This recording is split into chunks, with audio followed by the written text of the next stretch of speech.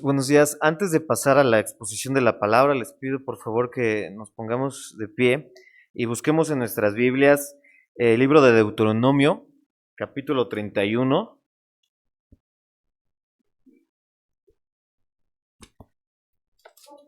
Deuteronomio, capítulo 31. Y vamos a leer en concierto los versículos del 1 al 8, por favor. Deuteronomio 31, del 1 al 8. Dice la palabra de Dios. Fue Moisés y habló estas palabras a todo Israel. Y les dijo, este día soy de edad de 120 años. No puedo más salir ni entrar. Además de esto, Jehová me ha dicho, no pasarás este Jordán. Jehová tu Dios, Él pasa delante de ti. Él destruirá a estas naciones delante de ti y las heredarás. Josué será el que pasará delante de ti, como Jehová ha dicho. Y Jehová con ellos, como hizo con Sehón y con Og, y con su tierra, a quienes destruyó. Y los entregará Jehová delante de vosotros, y haréis con ellos conforme a todos los que os he mandado. Esforzaos y cobrad ánimo, no temáis ni tengáis miedo de ellos, porque Jehová tu Dios es el que va contigo, no te dejará ni te desamparará. Y llamó Moisés a Josué y le dijo, en presencia de todo Israel, esfuérzate y anímate, porque tú entrarás con este pueblo a la tierra que juró Jehová a sus padres que les daría, y tú se las harás heredar. Y Jehová va delante de ti, Él estará contigo, no te dejará ni te desamparará, no temas ni te intimides. Amén. Ahora busquemos, por favor, hermanos, en sus Biblias, el Evangelio de Lucas, capítulo 17.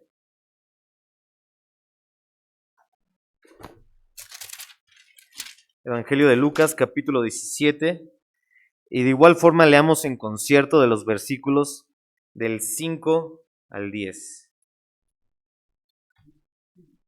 Dice la palabra de Dios. Dijeron los apóstoles al Señor, aumentanos la fe. Entonces el Señor dijo, si tuvieras fe como un grano de mostaza, podríais decir a este sicómoro, desarráigate y plántate en el mar, y os obedecería. ¿Quién de vosotros, teniendo un siervo que ara o apacienta ganado, al volver él del campo, luego le dice, pasa, siéntate a la mesa? ¿No le dice más bien, prepárame la cena, cíñete y sírveme hasta que haya comido y bebido? Y después esto, come y bebe tú.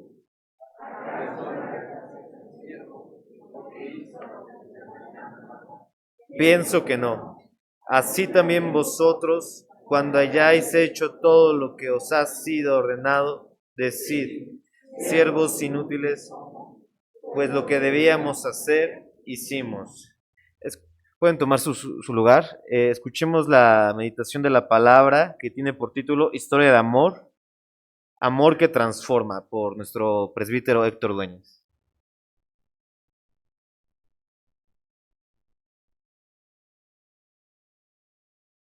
Hemos estado reflexionando en torno a la Escritura y hemos tratado de ir viendo cómo es este amor de nuestro Señor, el amor de nuestro Dios que se manifiesta a su pueblo al darnos esta palabra hermosa.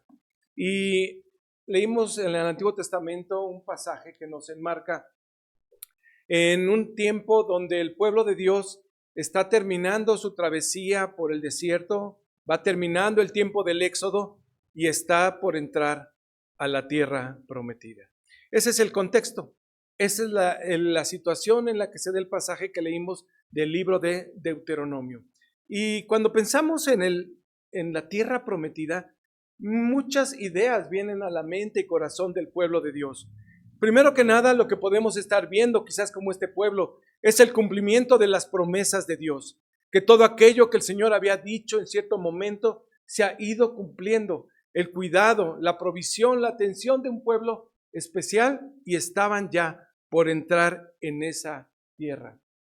Otra de las ideas que pueden venir cuando hablamos de la tierra prometida es precisamente la herencia, es tomar posesión de una tierra y que es algo tan valioso que el pueblo de Dios se arraiga a este pensamiento y a esta idea y durante todo este tiempo que nosotros vamos viendo, cuando se toma posesión de la tierra, cuando vienen los periodos donde también vienen tiempos de rompimiento y aflicción, el poseer una tierra era algo que le preocupaba, algo que le dolía a un pueblo que había entrado y que después tuvo que salir por causa de su pecado.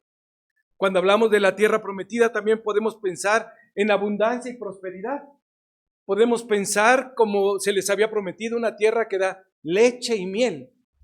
Y eso es algo que nosotros indudablemente podemos reconocer, que cuando entró el pueblo con Josué, se dieron cuenta que podían comer del fruto, tomar de la tierra y todo aquello que no habían plantado. Ellos lo disfrutaron. Cuando hablamos de la tierra prometida, también nos habla de un tiempo de renovación. También nos habla de un tiempo donde cierra un ciclo, el desierto se queda atrás para entrar y tomar posesión de las provisiones y cuidados del Señor.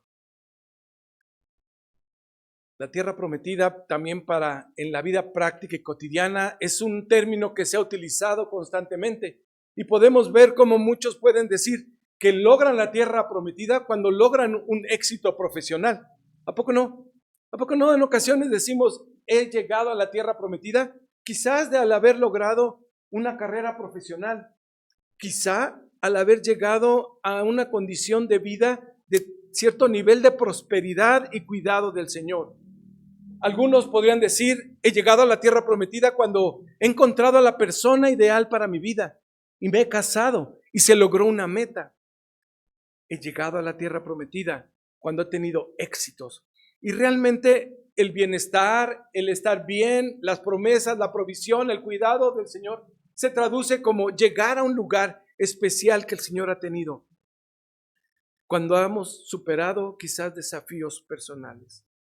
Y creo que es importante también tomar en cuenta que esto ha sido parte del sueño y privilegio de todo el pueblo de Dios. Podemos pensar hoy en aquellos hombres y mujeres que fueron fundadores en esta iglesia. ¿Cuándo habrán pensado ellos que habían ya llegado a ese lugar de provisión del Señor? Podemos pensar en aquellos hombres y mujeres que en algún momento empezaron un éxodo desde otra iglesia.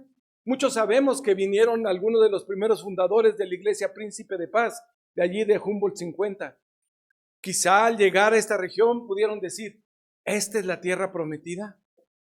Tal vez cuando ellos estuvieron en un lugar, en una casa, dijeron, ok, este es el Señor, lo tiene este lugar.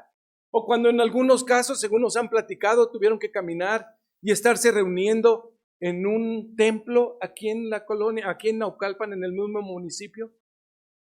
O cuando consiguieron que en un laboratorio les dieran oportunidad de tener reuniones y poder hacer lo que hoy nosotros hacemos aquí. Cuando lograron comprar el primer terreno, este terreno, donde hoy nosotros cómodamente nos sentamos. La verdad es que la gran mayoría de los que estamos aquí, llegamos y ya estaba construido este templo hermoso. Y quizá no tuvimos la misma visión y la misma idea que tuvieron aquellos que primero caminaron y estuvieron aquí, que les tocó limpiar el terreno, que tuvieron que hacer muchos trabajos para poder empezar a organizarse como iglesia, como un pueblo que quería. Realmente para ellos quizá cuando ya se logró la construcción de este edificio, este hermoso templo, pudieron decir, esta es la tierra prometida. Esto es lo que nosotros pensamos y soñamos y vimos. A lo mejor en las nuevas generaciones, como hoy tenemos delante de nosotros a los diáconos, hoy la Junta de Diáconos nos está presidiendo y quizás dentro de los sueños y de la Junta de Diáconos pueden ponerse metas. A lo mejor puede ser una remodelación como la que hoy disfrutamos. Algunos pueden pensar, es tiempo de un proyecto, de un elevador, y esa puede ser cuando el cumplimiento de una tierra prometida. o el techo del tercer piso, podríamos pensar. Cada uno de nosotros, según vamos viendo, tenemos pensamientos, ideas de lo que puede ser. Puede ser en lo personal, puede ser en lo familiar, puede ser como gremio que somos, como iglesia, como grupo en particular. Pero, ¿saben? Nosotros lo que tenemos que ver y entender que todos estos sueños, ilusiones y visiones que vamos teniendo son parte de los proyectos que el Señor nos va permitiendo tener, experimentar y vivir. ¿Cuál es la tierra prometida que tú tienes en mente? Muchos no pensamos más allá de nuestra vida y tenemos que entender que la misma Escritura nos marca en los diferentes momentos que nosotros estamos aquí en una transición, que nosotros estamos aquí un tiempo prestados en esta vida y que el Señor ha preparado un lugar especial para cada uno de nosotros. ¿Cómo vamos a vivir y cómo vamos a enfrentar cada uno de estos retos? Cuando leímos en Deuteronomio esta porción hace ratito, es un tiempo de transición, es un tiempo de cambio, es un tiempo de dejar atrás todo lo que pasó en el desierto. Es un tiempo donde Moisés mismo se queda allá. Él dice, porque por palabra de Dios no iba a entrar a la tierra prometida. Pero en el discurso, en ese discurso hermoso allí en el Deuteronomio, podemos ver cómo él transfiere a Josué esa herencia y el trabajo, el liderazgo de aquel grupo que había de entrar a tomar posesión de la tierra que el Señor les había prometido. Pero es un tiempo de encuentro con el Señor. Es un tiempo de confrontación con el pacto que habían hecho con el Señor, donde Él les lleva en las palabras a caminar confiados. Recuerden, busquen en sus Biblias, por favor, Deuteronomio 31. Quiero que vean unas palabras como el Señor tiene la bendición, el gozo y la alegría y el amor de recordarle a un pueblo que así como han estado en el desierto, pueden caminar confiados a lo que viene por delante. Deuteronomio 31 dice en el versículo 6, no teman, no tengan miedo, les dice el Señor. Van a entrar a una tierra y va a haber problemas, y va a haber guerras, y va a haber ejércitos. No teman, yo estoy con ustedes. No teman, no se acobarden. El Señor, tu Dios, que dice, avanza a tu lado, que promete el Señor. No te dejará, ni te desamparará. Y si nosotros vemos y avanzamos al versículo 8, retoma la idea y le recuerda a su pueblo con el que hay un pacto, que el Señor dice, avanzará delante de ti. Avanzará delante de ti, dice el Señor en el versículo 8 de Deuteronomio 31. Te dice también a ti, el Señor está contigo, no te dejará, no te abandonará. Y recuerda otra vez, no temas, no te acobardes. La naturaleza humana nos llega a vencer y a doblegar muchas veces ante las circunstancias. Y podemos ver y darnos cuenta que quisiéramos un camino planchado, un piso arreglado, brillante y limpio. Lo que queremos nosotros y debemos entender que hay retos y el Señor no lo oculta. A este pueblo cuando iba a entrar a la tierra prometida le dijo, hay retos, hay dificultades que tienes que enfrentar, pero no las vas a hacer tú solo. El Señor dice, yo voy contigo. Cuando llegamos al Evangelio de Lucas que hemos estado leyendo, nos hemos dado cuenta cómo el Señor Jesús, en el caminar hacia Jerusalén, en el caminar hacia encontrarse con la cruz, va aprovechando para guiar a su pueblo y a través de estos hombres que va enseñando a sus discípulos, va dejando una herencia para ellos y una herencia para nosotros. Y hoy en el capítulo 17 tenemos la palabra de Dios que nos enseña que en este éxodo que va haciendo Jesús con sus discípulos, va preparando a su pueblo para los retos que tienen por delante, para que trabajen, no por ellos, sino para que entiendan cuál es la tarea que el Señor les había dado, de que ellos tendrían que guiar a un pueblo, ya no solo a entender lo que es la tierra prometida, sino que ahora lo que tenían que entender es un concepto mucho más amplio y que tiene que ver con el reino de Dios. Jesús les empieza a enseñar ahora lo que es el reino de Dios. Y otra vez, la Escritura no nos oculta que es algo complicado. Vámonos al Evangelio de Lucas, capítulo 17, versículo 1, y vean cómo Jesús mismo no les oculta que es una situación difícil la que tienen que enfrentar. Estamos acostumbrados a que nos vaya bien, o queremos y anhelamos y deseamos siempre que todo sea bonito, planchadito. Pero tenemos que entender que Jesús aquí le enseña a los suyos que va a haber retos. Que en ese caminar y en esas tareas que el Señor les da, hay retos que el Señor pone. Fíjense cómo dice en el versículo 1, dice, es imposible. Jesús dijo a sus discípulos, imposible es que no vengan tropiezos. Imposible. Va a haber. En esta semana tuve la posibilidad de escuchar algunos testimonios de uno de nuestros hermanos, una pareja que fueron de los fundadores. Y platicábamos anécdotas, como pueden venir al recuerdo muchas de las anécdotas de cómo se iba construyendo, y luego decían, yo no sé cómo en nuestra construcción había clavos, había varillas, y nuestros niños corrían y se movían, y cómo el Señor nos cuidó, y cómo hubo dificultades económicas, que hubo retos, que hubo problemas que tuvieron que solventarse entre ellos. Sí, el Señor Jesús a sus discípulos le dice, va a estar fuerte el reto. El reino de Dios, la extensión del reino de Dios, es mucho más de lo que nosotros podemos pensar como humanamente, que haya un territorio, que haya un lugar. El reino de Dios es incapaz para nosotros como humanos comprender su magnitud, porque tiene que y rebasa toda nación, rebasa pueblos, rebasa razas, rebasa idiomas, rebasa culturas, rebasa épocas. Por eso es importante que nosotros veamos como esta palabra, que aunque fue dada siglos atrás, sigue teniendo vigencia, y nosotros en nuestra experiencia podemos ver que sigue siendo una realidad, que esta palabra de Dios dice, sí, la vida del creyente tiene que ver con la redención. Sí, la vida del creyente tiene que ver con una fe que te lleva a salvación. Sí, pero el reino de Dios también es un llamado para vivir en santidad, de acuerdo a lo que el Señor marca en su Biblia. Y este pasaje que hoy tenemos tiene que ver con precisamente cómo debe conducirse aquella persona que es parte de este reino de Dios.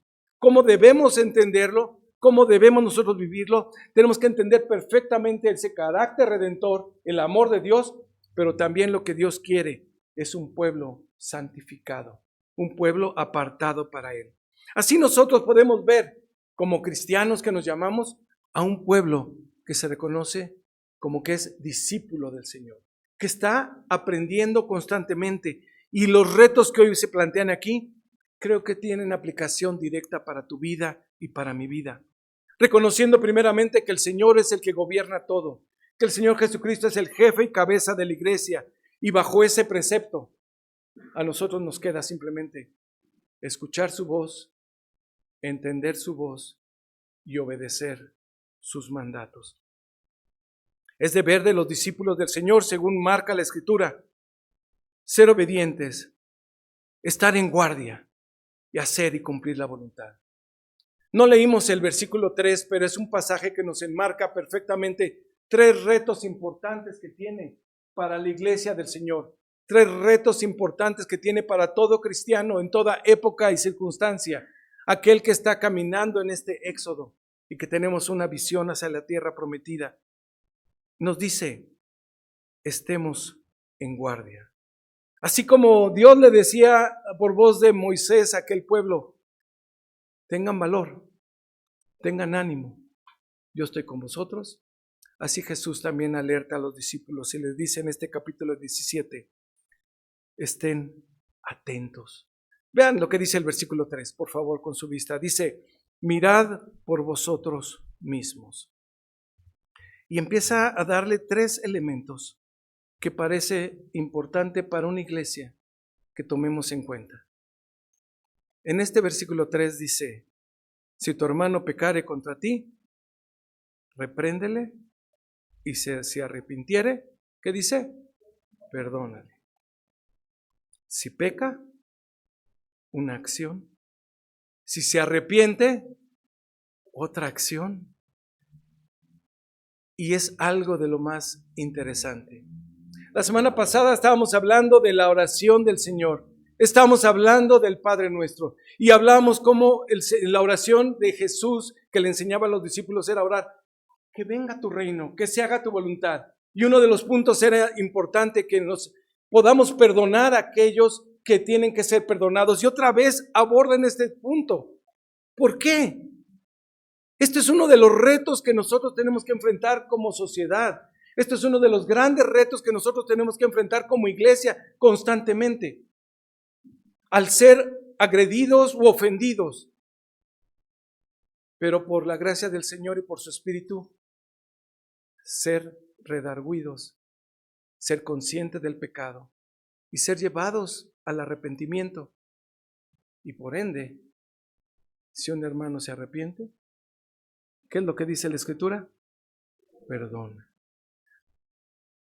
Siempre habrá esta situación. Si nosotros vemos el versículo 4, nos marca un círculo constante. Véanlo, ven este proceso que como uno sin fin. Dice, si 7 veces al día pecare contra ti, esa persona, y 7 veces al día volviera a ti diciendo, me arrepiento, ¿cuál es mi tarea? Perdonar. 7 veces al día es una forma de decir, siempre. Siempre que haya esta condición como pueblo de Dios que sin querer muchas veces lastimamos, hay veces puede ser que hasta intencionalmente, porque el capítulo inicia con alguien que intencionalmente pone trampa para hacer caer al otro. Pero si se da cuenta de que ha pecado, si alguien se da cuenta que ha cometido falla contra un hermano, la Escritura aquí nos dice arrepentirse. Y si alguien se acerca a ti después de haberse dado cuenta que falló, que pecó ante Dios, que te agredió, nuestro deber es perdonar. Así nosotros por eso pensamos que este es un momento importante cuando si me dicen perdona, es fácil. Es fácil perdonar. A lo mejor a algún hijo nuestro, a un esposo, a alguien cercano, pero cuando alguien se aleja quizás en lo consanguíneo y nos hace algo o sentimos que nos hace algo, nos cuesta trabajo. Los discípulos se dieron cuenta de la petición y se dieron cuenta que no era fácil. ¿Qué hicieron los discípulos? Por favor, vean el versículo 5 conmigo. Se acercan al maestro y le dicen, Señor, lean conmigo, aumentanos la fe. Ellos creían en Jesús. Ellos estaban aprendiendo a dar sus pasos en el maestro. Ellos estaban siendo aleccionados en cierto momento, buscar la paz, buscar la unidad, buscar la recomunión con Dios, llevar la palabra del Señor. Pero el Señor Jesús ahora les pone el dedo en un punto fundamental para el pueblo de Dios. El perdón. El perdón es algo importante, no importante, es vital para la vida de la iglesia que entendamos. Que como nosotros, cuando los discípulos están pidiendo, aumentanos la fe, es para hacer esa corrección en su vida y ser capaces de responder a este mandato del Señor. Porque ellos reconocen su humanidad, ellos reconocen sus limitaciones, ellos reconocen que solo con la ayuda del Señor pueden lograr esto que el Señor les está pidiendo. Y hoy creo que tiene aplicación a nosotros. Un amor que transforma es el amor de Dios, que ha tocado tu vida y que ha tocado mi vida y que me ha permitido acercarme al Señor. Pero como decíamos, no todo queda en un tema de redención, también nos lleva en un tema de cómo vivir como iglesia. Y vivir como iglesia es este amor que transforma hacia nuestro semejante. Jesús le dice en diferentes momentos, hay que amar a Dios, hay que amar al prójimo. Y amar al prójimo es un amor que transforma a través de la corrección amorosa de aquel que se ha equivocado. El arrepentimiento, cuando nos damos cuenta que hemos fallado y hemos pecado. y el perdón.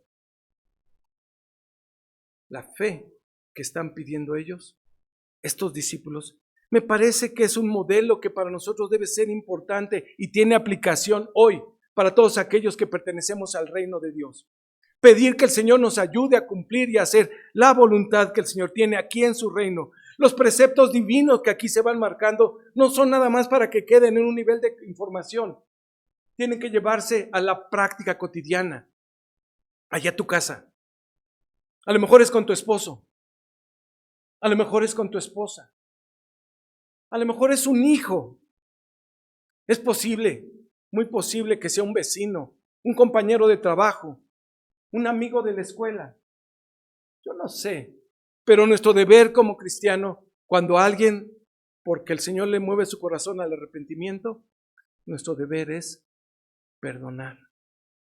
Pero también cuando nosotros hemos ofendido, es nuestro deber pedir perdón. El amor, la justicia, la paz son parte importantes en el reino de Dios. Esto vino a predicar Jesús. Y esto les estaba enseñando a aquellos que se iban a quedar a cargo cuando Él ya no estuviera.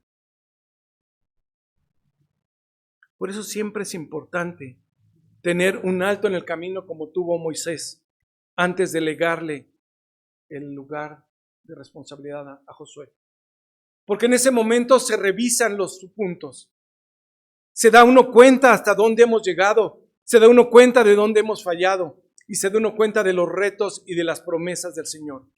Como iglesia, Dios es amor, estamos celebrando 50 años. 50 años que el Señor nos permite vivir. Y es un tiempo de hacer un alto en el camino, así como lo hizo Josué con Moisés, y tomar aire, tomar dirección, tomar aliento, porque eso es algo que el Señor le llama. Cada generación. Hoy nosotros podemos llegar, sentarnos y disfrutar de un espacio, pero ahora tenemos que entender y comprender cuáles son los retos que el Señor nos pone como iglesia. Dios es amor a partir de este día, a partir de que estamos hoy conmemorando y la próxima semana un aniversario de vida. ¿Cuál es la oportunidad que el Señor nos está permitiendo vivir? Creo que uno de los grandes retos y la oportunidad es de confrontarnos con la realidad humana, con la realidad que no puede ser de nuestra iglesia en cierto momento y decir, aguas, cuidado, porque nosotros tenemos que ver que esta palabra del Señor es una palabra fuerte, muy fuerte, a la que le dice, alerta, pon atención a esto. Y voy a pedirles que tengan un poquito de paciencia y regresen conmigo al versículo 1, porque en el capítulo 17, versículo 1, la palabra que nosotros podemos tener aquí delante de nosotros es una palabra que dice, es imposible que no vengan tropiezos. La palabra en el original griego es muy parecida a la palabra en español escándalo. En una versión que me encontré de la Biblia, traducen este versículo no así. Es imposible, es inevitable que haya escándalos. Escandalón. Era una trampa como una vara para hacer tropezar. Una trampa que es en la que se ponía como un cebo para atrapar un animalito, por ejemplo, y que cayera en la trampa, hacer lo que llegue. Aquí en la versión Reina Valera dice que haya tropiezo, pero la palabra es más incisiva para decir que intencionalmente le metió el pie, que intencionalmente provocó a caer, que intencionalmente buscó que alguien cayera en el pozo. Esa es la idea. Por eso el texto después continúa y dice, ay de aquel. Ay, en la expresión del texto bíblico, es una expresión que podemos irnos, por ejemplo, en Isaías capítulo 5 y podemos encontrar varias expresiones de ayes, son de dolor. No es solo sorpresa, ay me caí, no. Es un ay de aquel que haga eso. Es una advertencia muy fuerte que tiene aquí para los apóstoles. A estos enviados, a estos comisionados de parte del Señor, les dice, hay una tarea que tienes que hacer. Podríamos decir, es un deber. Por eso el Señor Jesús remata esta historia con una parábola, con una enseñanza como Él le gusta enseñarle a los suyos, para que quede bien claro. Es tu deber hacer todo esto que yo te mando. ¿Qué es tu deber? Bueno, es como un siervo, como un esclavo, aquel que va y trabaja en el campo durante la mañana, aquel que está haciendo una tarea que se le asignó y al regresar a casa se lava, se cambia, digamos, se pone un delantal y ahora es tiempo de servir a la mesa. Y el dueño, el patrón le dice, muchas gracias por servirme. No, es tu deber. Es tu deber hacerlo. Así es que al pueblo de Dios hoy nos recuerda la Escritura que tenemos un deber de obedecer al Señor, un deber de escuchar su palabra, un deber que cuando nos hemos cometido fallas, pedir perdón. Es un deber arrepentirse cuando uno comete omisiones, pero también es un deber perdonar. El nombre de nuestra iglesia es Iglesia Dios es Amor. Dios es amor. Y ese es el amor que nosotros tenemos que estar recordando constantemente. No soy yo que sea alguien amoroso y que te perdono y te amo. No, te amo porque Dios me amó primero. Perdono porque Dios me perdonó primero. Respondo porque el Señor me llama. Por eso este texto me gusta mucho cómo termina, porque nos habla, después de haber redondeado toda la idea y aclarado al pueblo la importancia de hacer y cumplir la tarea del Señor, de entender que hay un amor esta acción debe ser en amor y debe de transformar, porque en el momento que ustedes y nosotros podemos actuar de una forma amorosa, una forma que podemos perdonar, acercar, reconciliar, lo que vamos a lograr y obtener es ser portadores y transmisores del amor del Señor. Es deber de la iglesia del Señor, del pueblo de Dios, aquí y en todo lugar del mundo, aquí y en otra época y circunstancia, atender este llamado. El Señor es el Señor del reino. El Señor es el que se merece todo honor y gloria.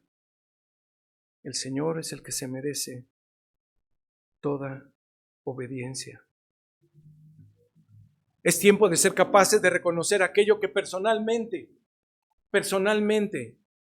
yo apunto para acá, soy responsable. ¿Y qué dice el Señor? Actúa en consecuencia. El pecado, el arrepentimiento y el perdón deben ser parte fundamental del día a día del pueblo de Dios. 7 veces al día, 7 veces en la tarde, en todo momento y circunstancia, te tiene que repetir ese proceso.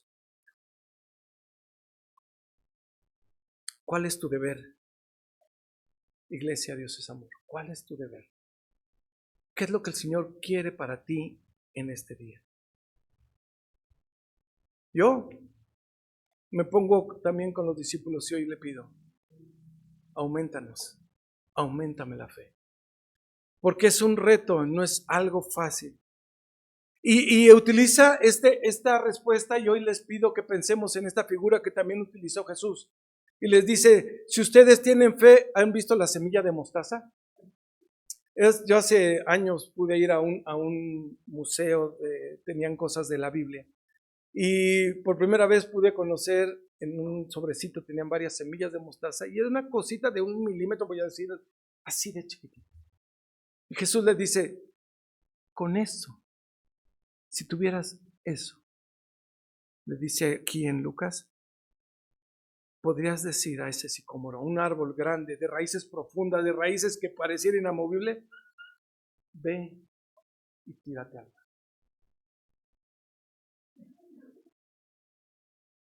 Como una semilla poderosa que crece. Es la palabra de Dios en el corazón. Es tiempo, hermanos, de cultivar esa semilla de la fe, de cultivar esa semilla del amor del Señor, de permitir que desarrolle y que crezca y que florezca y que nuestras vidas en derredor de esta palabra del Señor permitamos que crezca y se desarrolle y esos brazos abracen y sean medios de bendición. Me platicaba el hermano Josué Cantú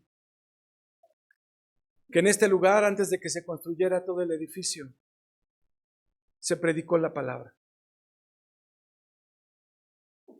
Y el predicador, estando en este lugar, podemos echar uso de nuestra imaginación.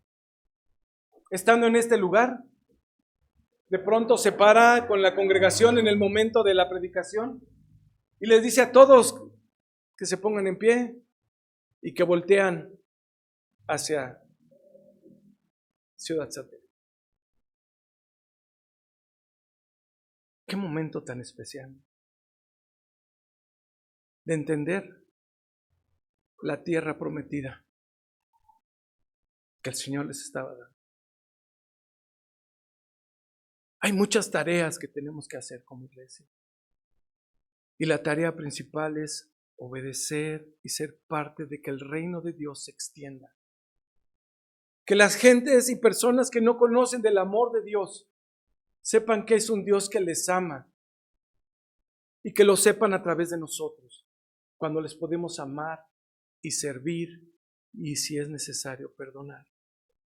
En humildad y en obediencia a la palabra del Señor.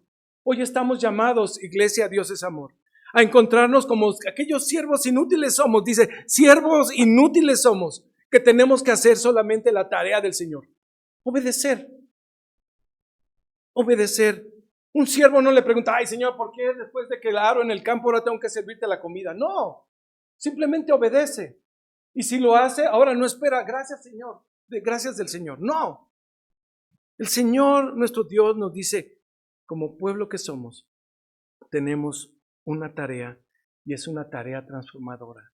Y es el amor del Señor el que quiere mover en el corazón de tu familia, de la iglesia, y para allá, y para atrás, y para todos lados.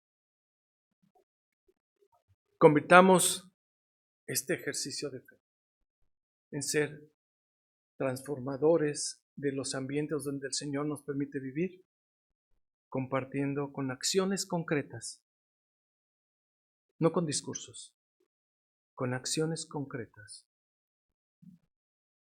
siendo aquellos que puedan ser, permítanme la expresión, catalizadores en esa sociedad, un medio de bendición. Hombres y mujeres escucharon a Moisés despidiéndose, diciéndole, yo no sigo. Pero Moisés le dio la más grande noticia y que hoy recordamos para nosotros. Tu Dios va adelante, no tengas miedo. Tu Dios va contigo, no te acobardes. Tu Dios te esfuerza. Él, el Dios de amor, es el que te acompaña. Oremos. Gracias, Señor, porque en estas historias de amor que cada día escuchamos en tu palabra, podemos ver que aparecemos nosotros en tu plan. Porque nos amaste y nos llamaste a redención, pero también nos llamas a hacer la tarea. Hoy queremos suplicarte, como aquellos discípulos, Padre, aumentanos la fe, porque reconocemos nuestra debilidad, porque reconocemos nuestras carencias, porque reconocemos, Señor, que sin ti nada podemos hacer.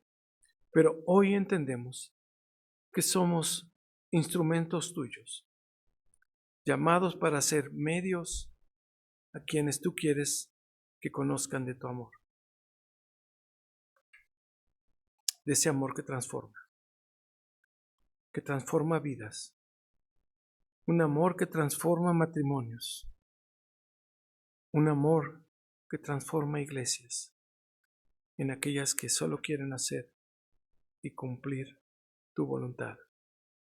Permítenos, Señor, que podamos celebrar 50 años reconociendo tu amor, pero que lo celebremos también comprometidos, Señor, a oír al Señor de señores, a hacer la tarea que hoy tienes para nosotros. Gracias, Padre. En Cristo Jesús oramos. Amén.